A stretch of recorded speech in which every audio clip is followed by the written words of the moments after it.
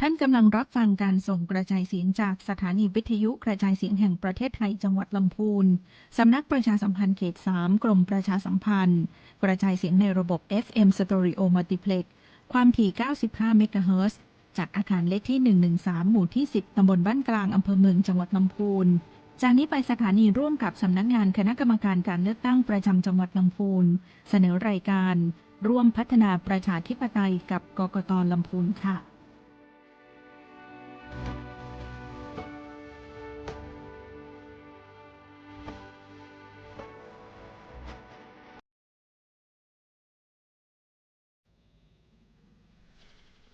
สวัสดีครับสวัสดีค่ะคุณผู้ชมคุณผู้ฟังคะพบกับรายการร่วมพัฒนาประชาธิปไตยกับกกต.จังหวัดลำพูนค่ะวันนี้อยู่กับดิฉันณัฐนิต ดีนุพนักงานการเลือกตั้งชำนาญการค่ะแล้วก็แขกรับเชิญของเราวันนี้นะคะร้อยตำรวจโทเดชากรเชื้อหมอค่ะพนักงานสืบสวนและไต่สวนชำนาญการค่ะครับพี่ซิมสวัสดีครับ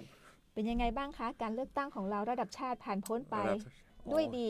ด้วยดีครับเมื่อวานก็เป็นบรรยากาศของผู้สมัครสสแบบแบ่งเขตก็ไปรับใบรับรองที่กกตที่สำนักงานกกตนะครับก็ประกาศอย่างเป็นทางการแล้วนะครับก็ยังรอในส่วนของสสแบบบัญชีรายชื่อนะครับก็รอประกาศอย่างเป็นทางการอีกทีนะครับค่ะในส่วนของลำพูนเราก็ไม่มีปัญหาอะไรเนาะในเขตเลือกตั้งที่1ก็คือนายวิทย์วิสิทธิ์ปันสวนปลูกค่ะก็เป็นไปตามที่รายงานเนาะแล้วก็เขตที่2นะคะก็เป็นนายชัชพีวรรณพิรัตน์ค่ะไม่มีพลิกโผไปจากตรงนี้นะคะของพรรคประชาชนค่ะทั้งสองเขตเลยค่ะอันนี้ก็ท่านกกตก็ลงนามไปเมื่อวันที่25กุมภาพันธ์ที่ผ่านมาค่ะในส่วนของสสที่เป็นการเลือกตั้งระดับชาติแล้วก็ขอประชาสัมพันธ์อีกส่วนหนึ่งก็คือเมื่อวันที่26ตามมาติดเมื่อวานใช่เมื่อวานค่ะก็ทางวุฒิสภาค่ะก็มีผลการออกเสียงลงคะแนนคัดเลือกให้ความเห็นชอบบุคคลที่จะเสนอชื่อเป็นกกตค่ะก็คือมีเสนอชื่อไป2 ท่านแต่ว่าให้ความเห็นชอบที่ผ่านตามเกณฑ์นะคะก็คือไม่น้อยกว่า100คะแนนก็คือได้ท่านวิรุธวิสารจิตค่ะซึ่งท่านเนี่ยก็ได้ท่านสวนะคะก็ให้ความเห็นชอบไป144คะแนนค่ะก็ถือว่าผ่านเกณฑ์ค่ะท่านนี้ก็จะได้ดำรงตำแหน่งกรรมการการเลือกตั้งครับก็เสนอโปรดเกล้าต่อไปส่วนอีกท่านหนึ่งก็เป็นท่านนายมนทนสุดประเสริฐนะครับอันนี้ก็สมาชิกวุฒิสภานะครับก็ไม่ได้ให้ความเห็นชอบครับ102คะแนนครับเห็นชอบ9คะแนนนะครับแล้วก็งดออกเสียง57คะแนนนะครับในส่วนอีกท่านหนึ่งก็เข้าสู่กระบวนการสรรหากกตอีกท่านหนึ่งต่อไปนะครับก็คือจะได้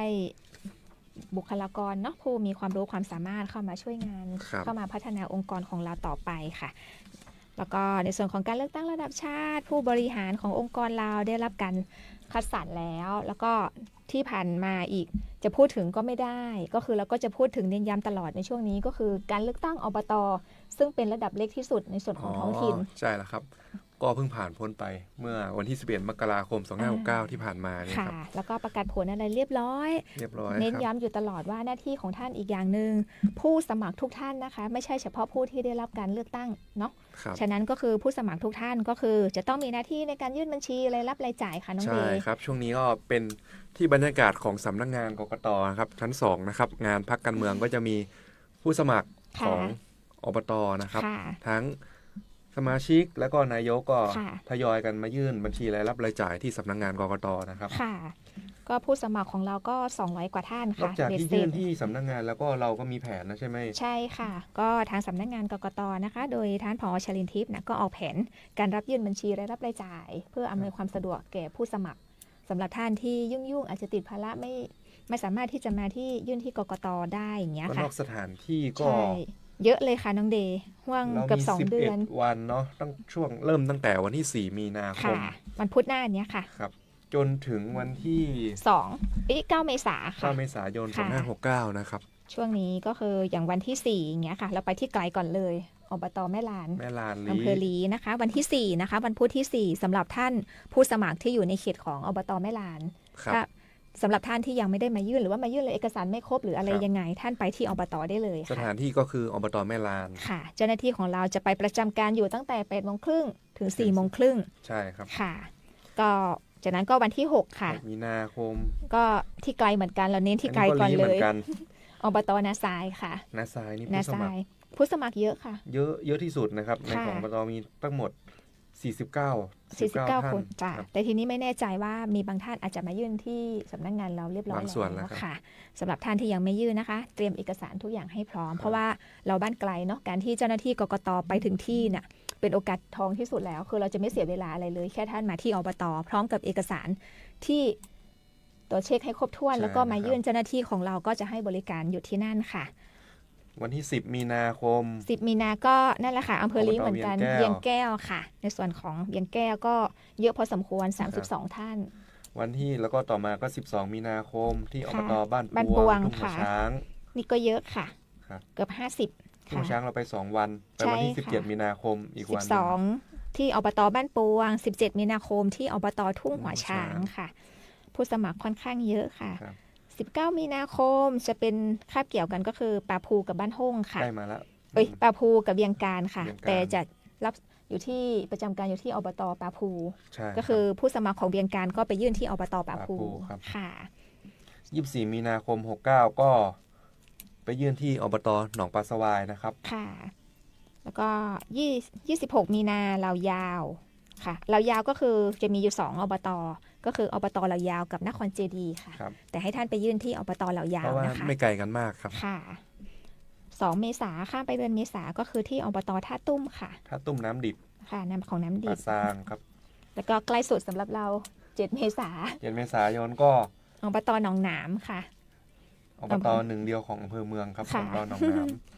แต่ไม่แน่ใจนะคะว่าหนองหนามเนี่ยบ้านใกล้อาจจะมายื่นเกือบ ที่ ห สำ ม นั ด กงานก็ได้ แล้วใช่ค่ะ แล้วก็วันที่ 9 เมษาค่ะเป็นวันสุดท้ายด้วยห่วงเวลาเนาะ ครับ ก็คือมันจะไปจบที่วันที่ 9 เมษาก็คืออบต อบต ห้วยยาบค่ะห้วยยาบก็ผู้สมัครค่อนข้างเยอะ ครับเยอะมา ค่ะ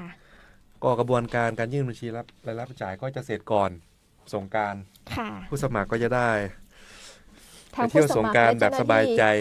เจ้าหน้าที่ เจ้าห เนาะ น้าที่ด้วยนะ อ่า ครับ เพื่อความปลอดภัยของตัวท่านเองนะคะ แต่ใดๆนะคะ ตามวันเวลาที่กล่าวไปถ้าท่านไม่สะดวก สมมติว่าอย่างวันที่ 4 มีนาไม่สะดวกไปที่แม่ลาน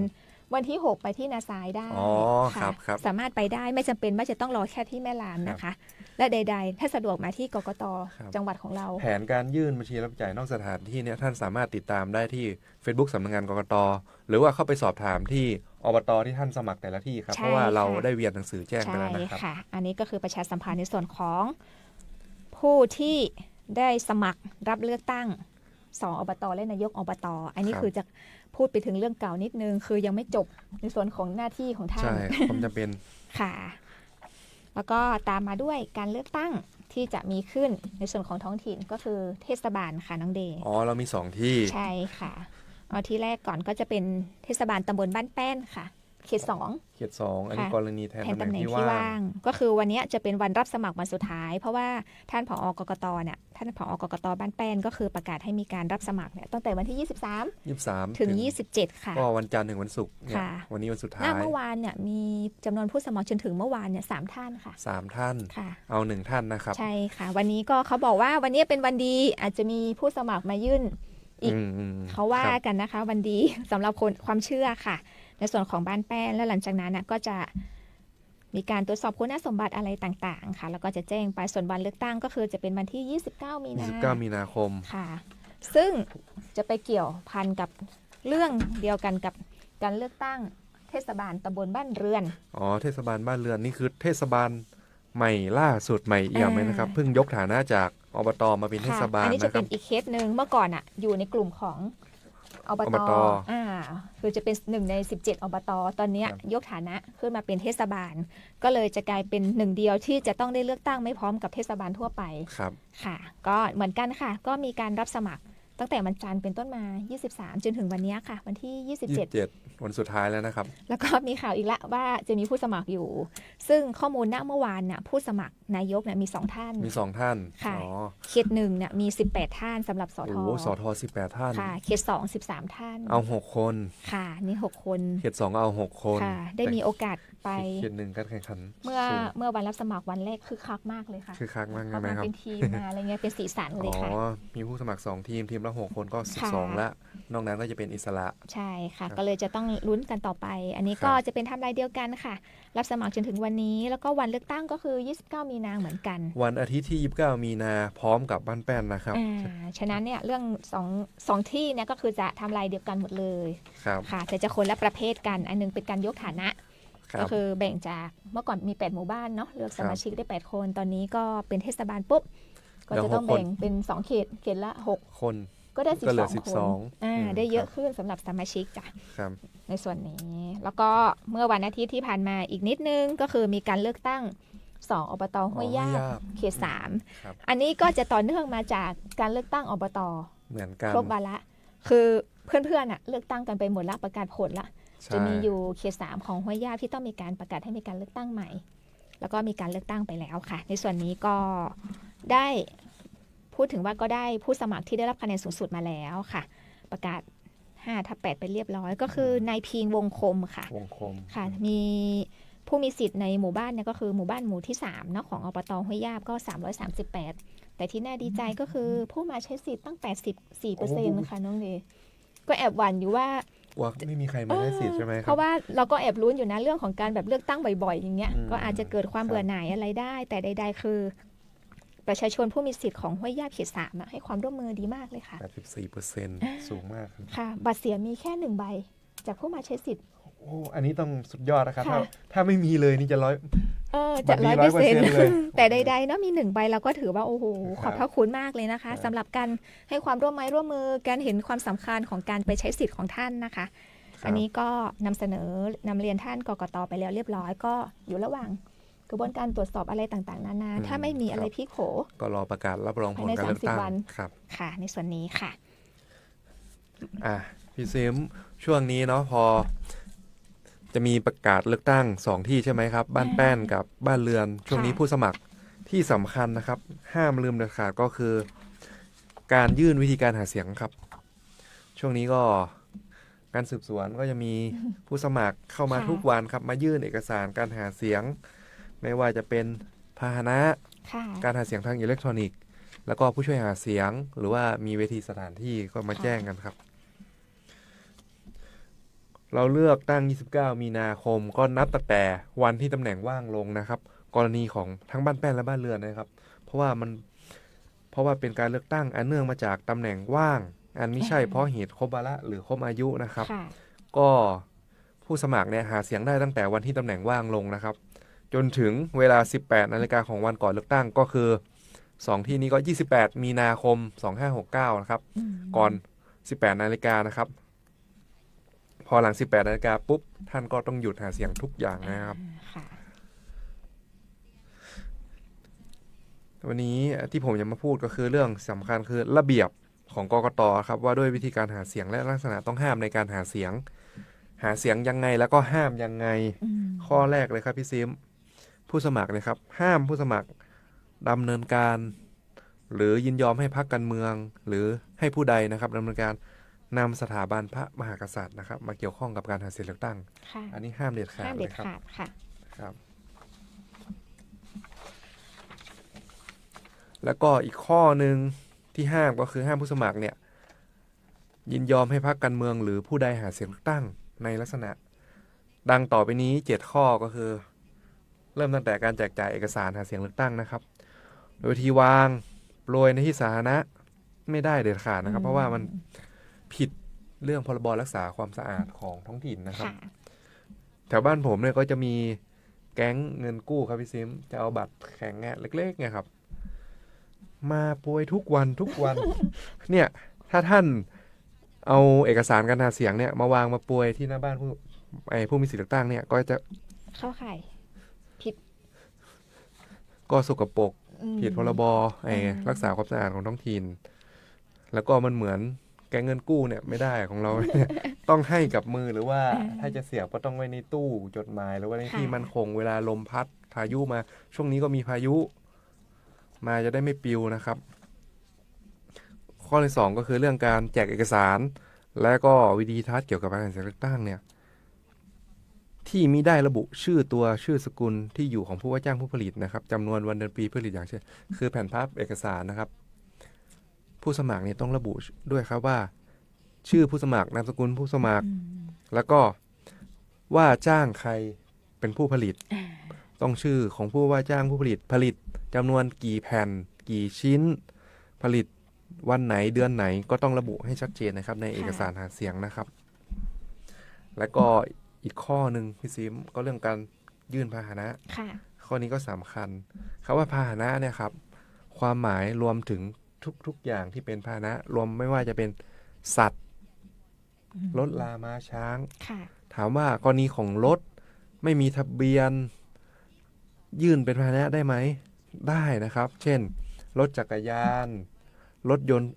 รถไฟฟ้ารถ3 ล้อไฟฟ้าเนี่ยส่วนใหญ่จะไม่มีป้ายทะเบียนหรือว่ารถมอเตอร์ไซค์เก่าๆที่เอาใช้ตามสวนไม่มีป้ายหาเสียงหรือว่ารถซาเล้ง3 ล้อพ่วงข้างเนี่ยเก่าๆเนี่ยมายื่นได้นะครับแต่ต้องผู้สมัครต้องถ่ายภาพของพาหนะนั้นทั้งด้านหน้าด้านข้างให้เห็นภาพเห็นรถเห็นสีเห็นป้ายทะเบียนถ้ามีป้ายให้ชัดเจนแล้วก็เห็นลักษณะเอามาแนบตามเอกสารแบบฟอร์มแจ้งเสียงแจ้งต่อผู้อำนวยการการเลือกตั้งประจำจังหวัดทราบนะครับต่อมาเรื่องก็เป็นเรื่องการถ้อยคำในการหาเสียงเวลาช่วงหาเสียงเนี่ยจะเจอผู้สมัครอยู่บนรถยนต์หาเสียงก็ถือไมค์ไปประกาศไปแต่หาเสียงในหมู่บ้านใช่ไหมครับสำคัญมากคือถ้อยคำที่หาเสียงนะครับห้ามเด็ดขาดคือการใช้ถ้อยคำที่รุนแรงหรือเป็นถ้อยคำที่ปลุกระดมก่อให้เกิดความไม่สงบขึ้นในพื้นที่อันนี้ห้ามนะครับหรือว่าเป็นถ้อยคำที่ใส่ร้ายผู้สมัครอีกฝั่งหนึ่งอันนี้ก็ห้ามนะครับผิดกฎหมายด้วยนะครับแล้วก็ต่อมาเรื่องการช่วยเหลือเงินทรัพย์สินหรือประโยชน์อื่นใดอันอาจคำนวณเป็นราคาเงินได้แก่ผู้ใดตามปกติประเพณีต่างๆเนี่ยเดี๋ยวรายละเอียดจะมาไว้ตอนท้ายว่าผู้สมัครจะไปร่วมงานบุญงานประเพณีต่างๆและจะใส่ซองได้หรือไม่มีคำถามเยอะมากนะครับแล้วก็การนำชื่อพรรคของข้อ6นะครับการหาเสียงเลือกตั้งโดยการนำชื่อของพรรคการเมืองสัญลักษณ์ของพรรคการเมืองคติพจน์คำขวัญถามว่าได้ไหมได้นะครับกรณีนำชื่อของพรรคการเมืองสัญลักษณ์พรรคการเมืองมาใส่ในป้ายผู้สมัครแต่ต้องได้รับความยินยอมเป็นหนังสือจากพรรคหรือว่าบุคคลนั้นก่อนนะครับถ้าพรรคหรือว่าบุคคลนั้นไม่ยินยอมเนี่ยก็ห้ามนะครับและก็ข้อ7คือการไม่ปฏิบัติตามระเบียบนี้ก็คือระเบียบที่กกต.กำหนดว่าการหาเสียงเนี่ยต้องทำยังไงบ้างเดี๋ยวรายละเอียดมาพี่ซิมมีอะไรบ้างนะการยื่นหาเสียงทั้งไม่ว่าอิเล็กพาหนะเนี่ยผู้สมัครต้องเตรียมอะไรมาบ้างเนี่ยครับปฏิเสธไม่ได้เลยนะน้องเดย์เดี๋ยวนี้การหาเสียงเมื่อก่อนเราจะเห็นแค่ว่าขึ้นแผ่นป้ายแผ่นภาพใบปลิวต่างๆหรือว่าใช้โทรโข่งในการประกาศอะไรอย่างเงี้ยแต่เดี๋ยวนี้สิ่งที่เข้ามามีส่วนก็คือโซเชียลอันเนี้ยมือถือเครื่องเดียวทำได้ทุกอย่างถูกต้องครับ ทุกคนสามารถเป็นนักข่าวได้ ทุกคนเนี่ยมือถือทุกคนเนี่ยเล่นเน็ตเล่นเฟซเล่นไลน์ผมว่าไม่ใช่แค่เด็กนะครับพี่ซิมการเล่นมือถือนะเด็กเนี่ยชอบอยู่ละผู้ใหญ่รวมถึงผู้สูงวัยนะครับอายุ70-80เนี่ยผมเห็นติดโทรศัพท์ติดกว่าเรานะยิ่งกว่าเด็กนะก็บางครั้งเนี่ยข่าวสารเนี่ยถามพ่อแม่หรือว่าถามผู้สูงอายุรู้ข่าวไวกว่าเราอีกเพราะว่าเขาก็ติดตามข่าวทางโทรศัพท์ก็ตอนเช้าก็ไลน์ก็ส่งสติ๊กเกอร์มาแล้วสวัสดีวันจันทร์อันนี้สวัสดีวันจันทร์สวัสดีวันศุกร์เนี่ยผู้สูงอายุตื่นเช้าก็มาดูโทรศัพท์แล้วก็รับทราบข่าวสารเนี่ยไวดังนั้นเนี่ยพอสื่ออิเล็กทรอนิกส์เนี่ยสำคัญมากในการหาเสียงในยุคนี้ดังนั้นเนี่ยผู้สมัครเนี่ยก็นำสื่ออิเล็กทรอนิกส์มาหาเสียงได้เช่นเว็บไซต์อาจจะไม่เท่าไหร่เพราะว่ามันการเข้าถึงเวลาผู้สมัครเนี่ยแต่ที่สำคัญคือผู้สมัครจะอยู่ในท้องที่นั้นก็จะเล่น Facebook เพราะว่าก็จะมีเพื่อนใน Facebook ที่เป็นคนหมู่บ้านเดียวกันคนรู้จักในหมู่บ้านเยอะพอเราโพสต์หาเสียงเพื่อนๆก็เห็นว่าเราไปทำอะไรมาบ้างมีผลงานมีนโยบายอะไรหรือว่าเราได้หมายเลขอะไรก็คือหาเสียงทางโซเชียลมีเดีย Facebook Line Instagram TikTok หรือว่า X เนี่ยแอปพลิเคชันต่างๆเนี่ยผู้สมัครก็ใช้หาเสียงได้ YouTube YouTube ก็มีแต่ก็น้อยเนาะ ค่ะ หรือว่า TikTok กำลังฮิตกับ Facebook เนี่ยครับ TikTok กับ Facebook ที่จะเห็นบ่อยๆค่ะ ครับพอถ้าท่านจะใช้สื่ออิเล็กทรอนิกส์เนี่ยทางเฟซเนี่ยต้องมาแจ้งก่อนดำเนินการหาเสียงเลือกตั้งนะครับก็คือว่าผู้สมัครเนี่ยครับต้องแคปหน้าจอครับบันทึกหน้าจอของภาพชื่อ Facebook เช่นชื่อ Facebook นายกก็แคปหน้าจอมา LINE ก็แคปหน้าจอมาแล้วก็ปริ้นเป็นภาพสีมาแนบกับแบบฟอร์มผู้สมัครสามารถดาวน์โหลดได้ที่หน้า Facebook เว็บไซต์ครับ กกต.จังหวัดลำพูนถ้าไม่มีก็สามารถมาเอาแบบฟอร์มที่กกต.ลำพูนได้นะครับของเราจะมีแบบฟอร์มเตรียมให้ท่านก็เข้ามากรอกแบบฟอร์มแล้วก็เอาเอกสารของท่านแนบก็จะมีภาพแคปหน้าจอให้เห็นชื่อรูปถ่าย ID ครับแล้วก็ปริ้นภาพสีแล้วก็รับรองสำเนาถูกต้องแล้วก็แนบสำเนาบัตรประชาชนของท่านมาพร้อมแบบฟอร์มก็ยื่นต่อผู้อำนวยการเลือกตั้งพอท่านยื่นแล้วการหาเสียงอิเล็กทรอนิกส์ท่านก็สามารถโพสต์ได้ว่าท่านไปร่วมงานที่ไหนมาบ้างใช่ครับไปทำอะไรที่ไหนมาแล้วก็ที่สำคัญพอโพสต์เสร็จท่านต้องเขียนว่าใครเป็นผู้ผลิตสื่อนั้นเช่นมีชื่อสกุลที่อยู่ของผู้ว่าจ้างผู้ผลิตก็คือท่านนะครับว่าผลิตวันไหนปีไหนเนี่ยให้ชัดเจนบริเวณด้านล่างของโพสต์นะครับแล้วก็กรณีนำภาพบุคคลอื่นที่อาจจะเป็นบุคคลที่มีชื่อเสียงเช่นนักการเมืองดังๆระดับชาติหรือว่าเข้ามาโพสต์หาเสียงใน Facebook กับท่านได้รูปคู่กับท่านเนี่ยก็หลักการเหมือนเดิมครับต้องได้รับความยินยอมจากบุคคลคนนั้นนะครับเป็นหนังสือนะครับยินยอมเป็นหนังสือแล้วก็ท่านก็สามารถนำภาพบุคคลคนนั้นเนี่ยมาขึ้นรูปกับท่านเนี่ยหาเสียงใน Facebook ได้เลยนะครับในสื่อได้เลยนะครับอันเมื่อกี้พูดถึงวิธีการใช่ไหมพี่อันนี้พูดถึงว่าโทษนะ กรณีที่ท่านเนี่ยครับอาจจะมีแฟนคลับเยอะมีคนมาช่วยท่านหาเสียงเลือกตั้งช่วยท่านโพสต์ Facebook ยิงแอดยิงโฆษณานะครับหากว่าเขาเนี่ยครับมีค่าใช้จ่ายในการยิงแอดโฆษณายังไงเกินกว่า 5,000 บาทนะครับบุคคลคนนั้นนะครับต้องแจ้งให้ผู้สมัครทราบว่า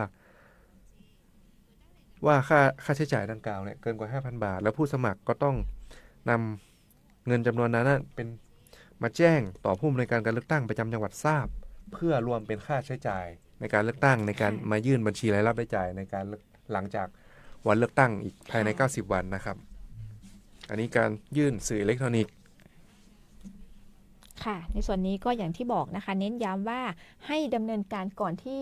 ให้มาดำเนินการพวกนี้ยื่นอะไรต่างๆนานาเนี่ยให้เสร็จก่อนที่ท่านจะไปโพสต์ไปอะไรถูกต้องครับมายื่นก่อนแล้วไปโพสต์อย่างวันเนี้ยวันสุดท้ายของการสมัครท่านรู้แล้วในเบื้องต้นว่าท่านมีคุณสมบัตินะอะไรเสร็จเรียบร้อยท่านได้รับการประกาศรายชื่อผู้สมัครอะไรอย่างเงี้ยค่ะก็มาดำเนินการได้เลยใช่ครับเมื่อวานผมก็รับการยื่นสื่ออิเล็กทรอนิกส์ไปเกือบ10 คนเหมือนกันนะครับได้รับความนิยมอาจจะมากกว่าสื่อแบบเก่าๆเนาะเดี๋ยวนี้สื่อว่าเข้าถึงได้ง่ายอย่างที่บอกกันน้องเดย์ใช่ครับผู้สูงอายุอะไรไม่จำเป็นและต้องไปอ่านจากหนังสือในกระดาษตอนนี้มือถือนี่คือเข้าถึงเลย6 โมงเช้าเปิดมาเข้าถึงสื่อได้เลยอาจจะส่งในกลุ่มไลน์ก็ได้เพราะว่าเดี๋ยวนี้จะมีกลุ่มไลน์หมู่บ้านอาจจะส่งในกลุ่มไลน์หมู่บ้านก็ได้ค่ะก็เน้นย้ำถึงความสำคัญตรงนี้นะคะว่าให้ท่านมาดำเนินการยื่นต่างๆนานารายละเอียดต่างๆนานาเนี่ยก่อนที่จะดำเนินการค่ะในส่วนต่อไปก็เมื่อกี้ช่องทางในการหาเสียงที่เป็นเรื่องของอันนี้ต่างๆนานาจ้ะต่อไปก็อันนี้ก็หาเสียงเหมือนกันอีกอย่างนึงที่เห็นอยู่บ่อยๆก็คือผู้ช่วยหาเสียงอันนี้เมื่อกี้ใช้สื่ออันนี้ใช้คนละในการช่วยใช้คนในการหาเสียงมันก็จะเป็นบรรยากาศที่สนุกนะครับเวลาหาเสียงช่วงหาเสียงตั้งผู้สมัครก็จะเป็นขบวนคาราวานมีผู้ช่วยหาเสียงถือป้ายแผ่นแจกเอกสารแผ่นพับเนี่ยไปตามหมู่บ้านต่างๆเนี่ยถามว่าแล้วผู้สมัครจะให้ใครเป็นผู้ช่วยหาเสียงได้บ้างก็ต้องบอกว่าผู้ช่วยหาเสียงนะครับต้องเป็นผู้มีสิทธิเลือกตั้งนะครับผู้มีสิทธิเลือกตั้งก็หมายความว่าบุคคลที่มีอายุ18 ปีในวันเลือกตั้งนะครับในส่วนของเราก็จะเลือกตั้งบ้านแป้นกับเทศบาลบ้านแป้นกับเทศบาลบ้านเรือนใช่ไหมในวันที่29 มีนาก็เยาวชนตอนนี้อาจจะอายุ17พอถึง29 มีนาอายุ18ก็เป็นผู้มีสิทธิเลือกตั้งใช่ไหมครับ ก็ท่านเนี่ยสามารถแจ้งเป็นผู้ช่วยหาเสียงเลือกตั้งได้นะครับและก็ค่าตอบแทนของผู้ช่วยหาเสียงนะครับตอนนี้ค่าแรงขั้นต่ำของจังหวัดลำพูนยังใช้อัตราเดิมเมื่อวันที่1 มกราคม 2568 ก็คือ350 บาทค่ะผู้สมัครจะให้เยอะกว่านั้นได้ไหมไม่ได้ไม่งั้นเกิดการได้เปรียบเสียเปรียบยังไงทำไมว่ากฎหมายระเบียบต้องบอกว่าให้ตามค่าแรงขั้นต่ำของจังหวัดเพราะว่าถ้าผู้สมัครที่มีเงินเยอะมีตังจ้างผู้ช่วยหาเสียง 1,000 บาทสมมติผมจ้างพี่ซิม 1,000 บาทกับผู้สมัครอีกคนมาจ้างพี่ซิม350 บาทพี่ซิมจะเป็นผู้ช่วยหาเสียงให้ใครก็ต้องไปที่ 1,000 บาทโดยปกติเนาะธรรมดาหรือว่าจ้างน้อยกว่า350 บาทอันนี้ก็ไม่ได้จ้างมากจ้างน้อยไม่ได้ต้องจ้าง350 บาทเท่านั้นนะครับเพราะว่าเพื่อป้องกันการได้เปรียบเสียเปรียบนะครับอันนี้คือค่าตอบแทนผู้ช่วยหาเสียงก็มีบุคคลประเภทหนึ่งที่ว่าผู้สมัครไม่ต้องแจ้งเป็นผู้ช่วยหาเสียงก็คือสามีภรรยาและก็บุตรสามีภรรยาบุตร3ท่านนี้นะครับแล้วก็ต้องชอบด้วยกฎหมายคือภรรยาสามีต้องจดทะเบียนสมรสบุตรก็ต้องมีการรับรองบุตรกรณีนะครับก็ถ้าเป็นสามีภรรยาที่ไม่ได้จดทะเบียนหรือว่าอยู่กินแบบฉันสามีอันนี้ก็ต้องแจ้งนะครับแต่ที่สำคัญบุตรก็ต้องเป็นผู้มีสิทธิเลือกตั้งก็วนกลับไปไหมคะใช่ครับต้องผู้มีสิทธิเลือกตั้งนะครับเพราะว่า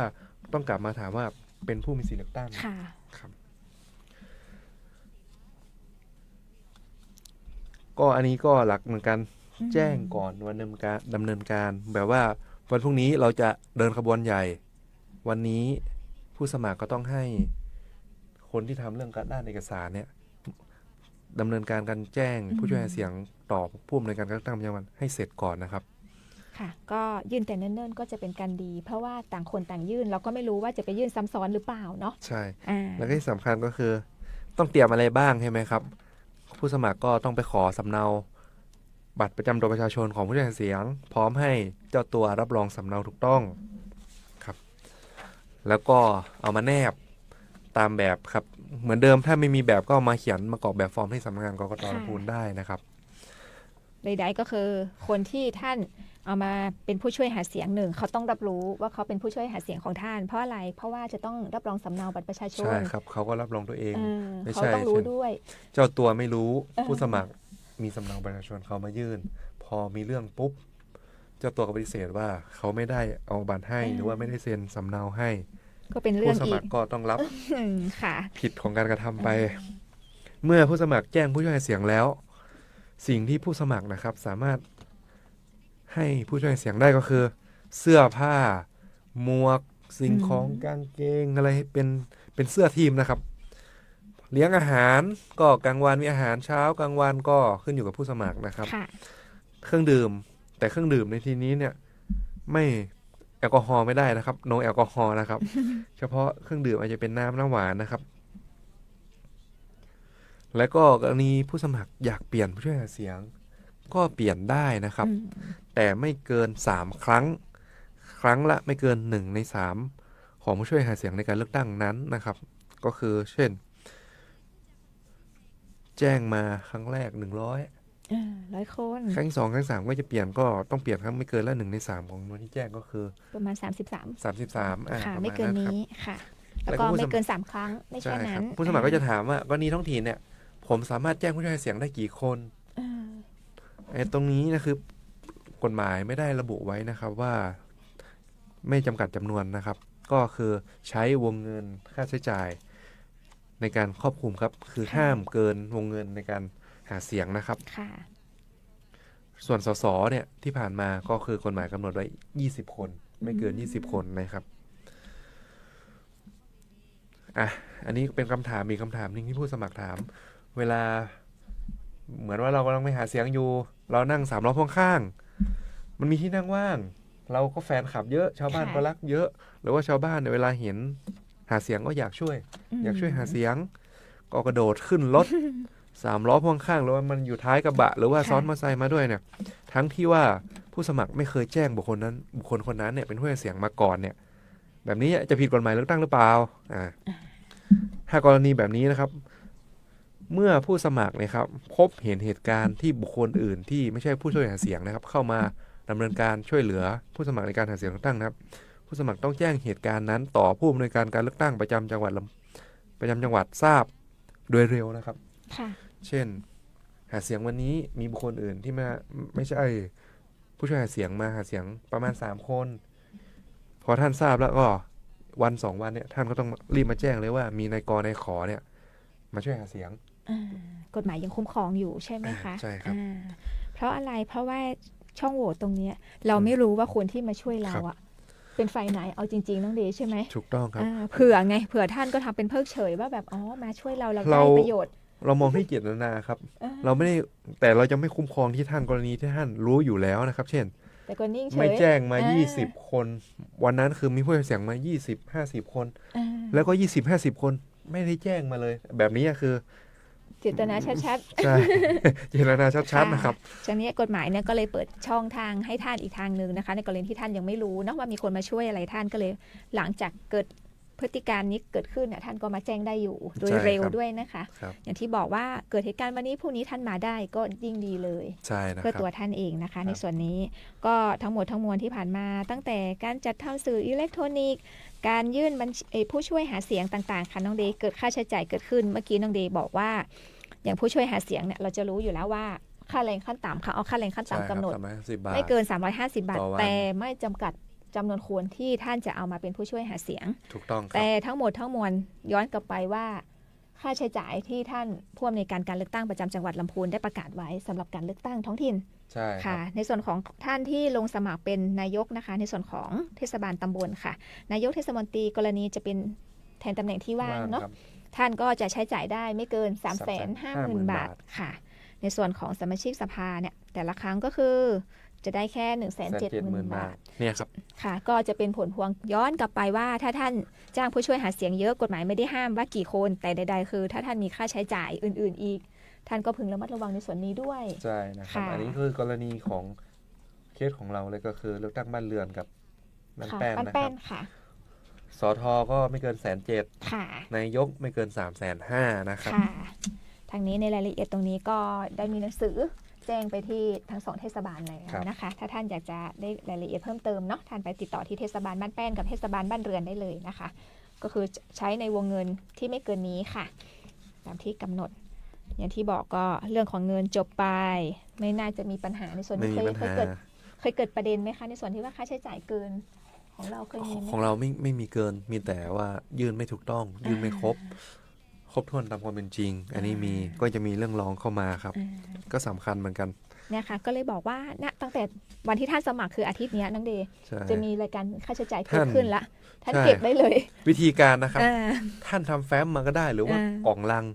เวลาท่านเนี่ยวันนี้ต่อวันนะ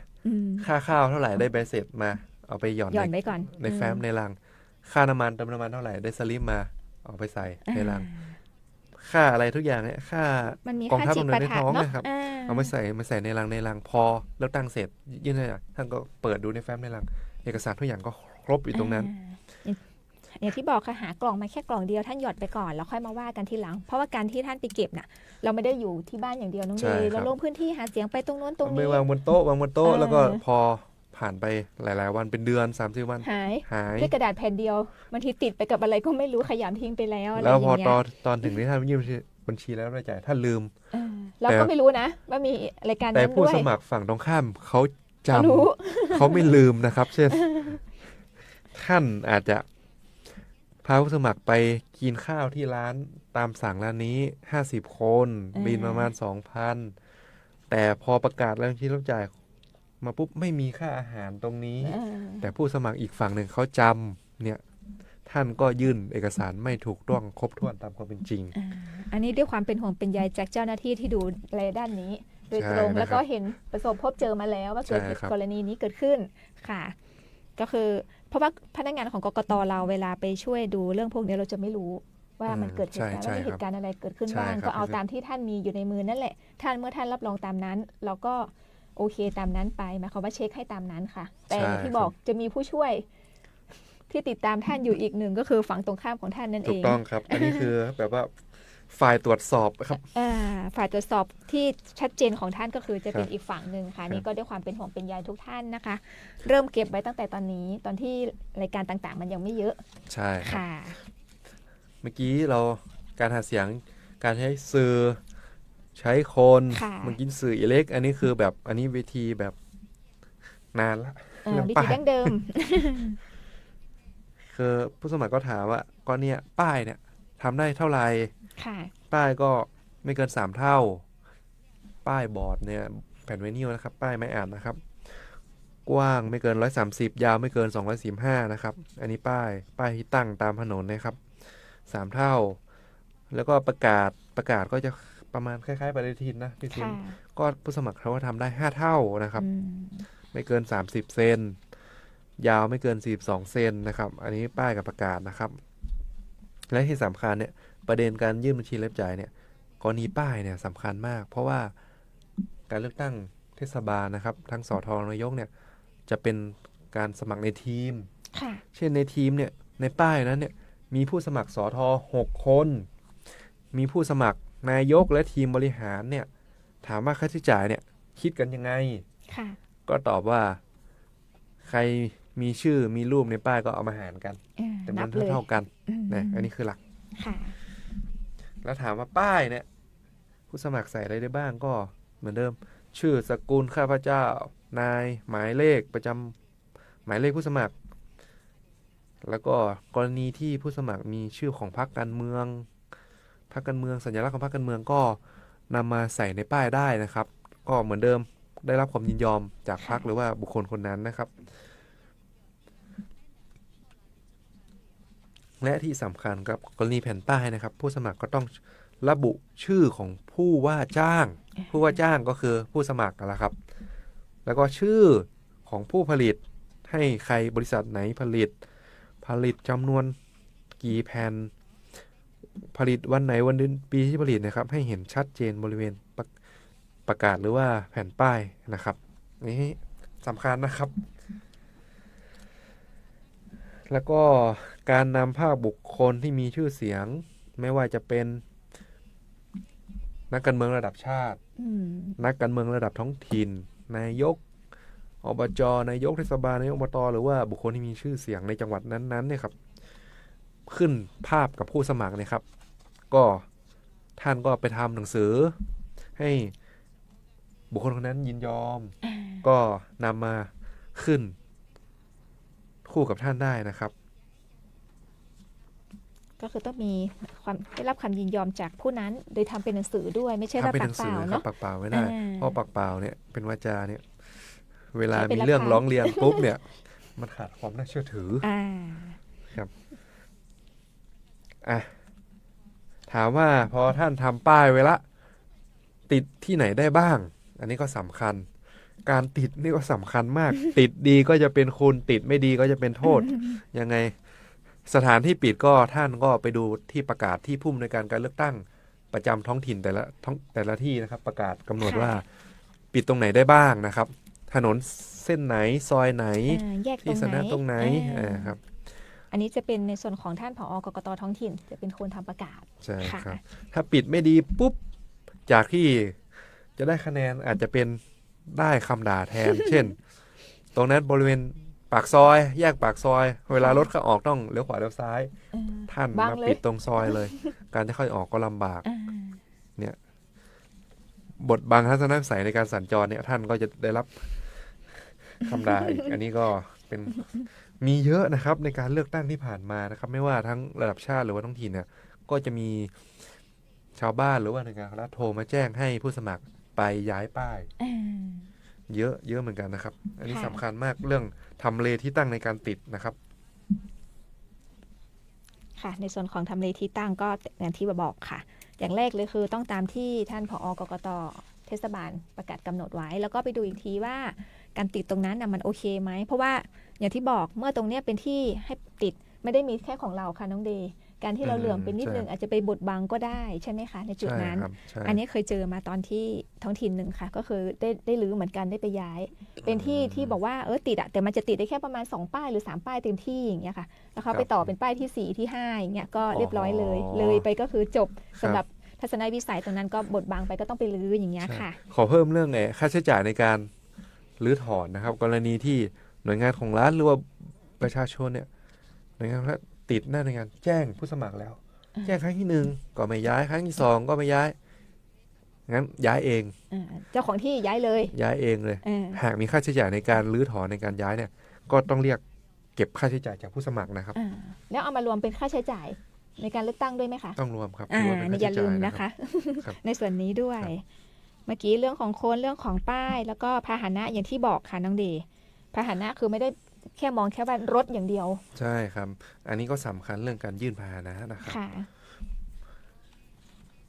เราก็ไม่ได้จะกำหนดจำนวนพาหนะว่าจำนวนกี่คันขึ้นอยู่กับผู้สมัครจะวางแผนในการหาเสียงเลือกตั้งเลยครับก็คือการพาหนะเนี่ยผู้สมัครก็1เอกสารประกอบก็คือนำสำเนาคู่มือรายการจดทะเบียนรถสำเนาใบขับขี่หรือว่าแล้วก็ภาพถ่ายด้านหน้าด้านหลังให้เห็นป้ายทะเบียนรถด้านข้างเลยนะครับป้ายทะเบียนรถชัดเจนกรณีรถหาเสียงเนี่ยท่านได้ปิดป้ายข้างรถแล้วครับให้ถ่ายตำแหน่งด้านข้างแนบมาด้วยนะครับแล้วก็สัญญาจ้างครับท่านี้นะครับส่วนอีกเรื่องหนึ่งก็คือเรื่องการสถานที่หรือว่าเวทีปราศัยกรณีที่ผู้สมัครเนี่ยจะใช้สถานที่เวทีปราศัยเช่นหน้าเสาธงสนามของโรงเรียนหรือว่าลานวัดเนี่ยบุคคลคนนั้นเนี่ยต้องทำหนังสือเนี่ยขออนุญาตหรือว่าขอความยินยอมจากเจ้าของสถานที่เช่นโรงเรียนก็ขออนุญาตต่อผู้อำนวยการโรงเรียนวัดก็ขออนุญาตเจ้าอาวาสหรือว่าบุคคลที่มีอำนาจในการให้อนุญาตนะครับแล้วก็ท่านก็แจ้งวันเวลาพิกัดของสถานที่นั้นแล้วก็เวลาที่ท่านจะใช้หาเสียงจะขึ้นเวทีปราศัยพร้อมภาพถ่ายของสถานที่นั้นเนี่ยมาแนบในแบบฟอร์มนะครับแล้วก็ยื่นต่อผู้อำนวยการการเลือกตั้งประจำจังหวัดนะครับค่ะในส่วนนี้ก็คือเรื่องที่เกี่ยวข้องกับว่าที่นะเพราะว่าวันนี้จะยังเป็นวันรับสมัครวันสุดท้ายอยู่ก็คือใดๆคือ1ท่านต้องมีการหาเสียงแน่นอนครับในทีเนี้ยอีกนิดนึงค่ะน้องเดย์ในกรณีที่ว่าถ้าท่านช่วงหาเสียงเนาะช่วงเนี้ยเป็นช่วงหาเสียงของท่านละจะเริ่มละเขาบอกว่าเนี่ยเขาทำอะไรได้บ้างในช่วงนี้หรือว่ามีข้อห้ามอะไรไหมสำหรับเขาครับเช่นยังไงบ้างครับอย่างเช่นว่าอย่างช่วงเนี้ยเอาตรงๆเลยก็อาจจะมีงานบุญประเพณีนี่ใกล้ๆสงกรานต์หรืออะไรอย่างเงี้ยจะมีการสงน้ำแห่พระอะไรอย่างเงี้ยครับแต่ใดๆก็อาจจะว่าผู้สมัครไปร่วมได้หรือเปล่าเช่นไปร่วมได้ไหมอย่างเงี้ยค่ะงานสีดำงานศพงานประเพณีงานวัดต่างๆนะครับก็ตอบได้เลยครับว่าผู้สมัครไปร่วมงานทุกงานได้นะครับเพราะว่ายังไงพี่ซิมเพราะว่างานต่างๆก็จะมีผู้สมัครตั้งไปร่วมงานเยอะถ้าไม่ไปหาเสียงที่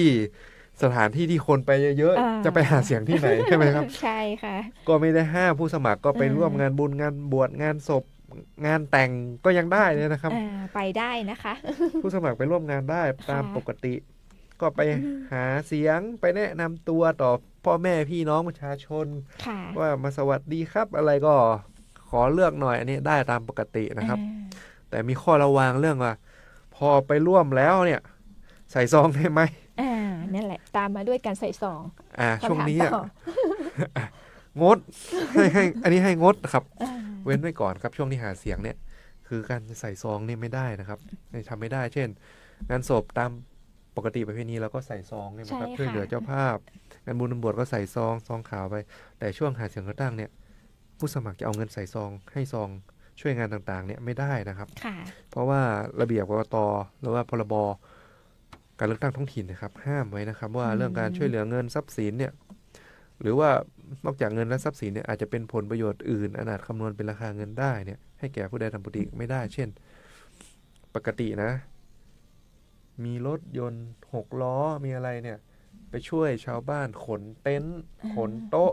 ไปงานศพงานบุญงานบวชเนี่ยก็เป็นประโยชน์อื่นใดกับคนงานนั้นได้ทำได้แต่ก็ต้องมีค่าใช้จ่ายในการว่าจ้างจะให้ฟรีช่วยฟรีไม่ได้นะครับปกติท่านให้ฟรีมาตลอดอย่างเงี้ยพอถึงช่วงนี้ท่านเป็นผู้สมัครละต้องกลับไปบอกว่าเขาต้อง ท่านต้องเป็นผู้รับจ้างต้องมีการจ้างทางนี้ดีนะครับถ้ามันสุ่มเสี่ยงก็ให้งดไปร่วมได้นะคะไปร่วมงานพิธีต่างๆได้เหมือนเดิมแต่ว่างดในส่วนของการใส่ซองเนาะการให้ผลประโยชน์อื่นได้แล้วก็ไปงานแต่งก็ท่านเป็นอย่างเช่นเป็นมีชื่อเสียงเนาะอาจจะเป็นอดีตนายกเป็นผู้สมัครก็เจ้าภาพอาจจะเชิญท่านไปกล่าวบนเวทีกล่าวอวยพรเจ้าบ่าวเจ้าสาวถามว่าได้ไหมอันนี้ก็ได้นะครับ